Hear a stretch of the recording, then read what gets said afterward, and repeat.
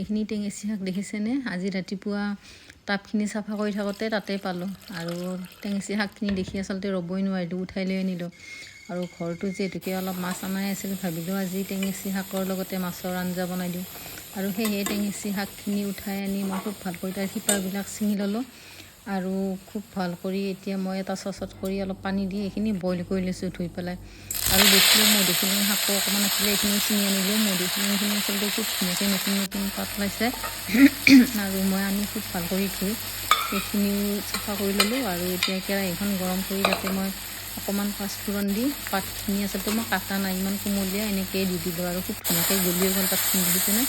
আৰু এইখিনি মই বইল কৰি লোৱা চেঙেৰী টেঙাৰ পানীখিনিও উলিয়াই ল'লোঁ, খুব ধুনীয়াকৈ চেপি উলিয়াই ল'লোঁ। আৰু এতিয়া মই এই পানীখিনি ইয়াতে দি দিছোঁ। আৰু যিহেতুকে বেছি টেঙা হ'ব বুলি মই অকণমান চেনি দি দিছোঁ, পিছে দেখুওৱা নাই। আৰু ভাজি থৈ দিয়া মাছখিনিও দিলোঁ, নিমখ হালধি জোখমতে দি দিলোঁ।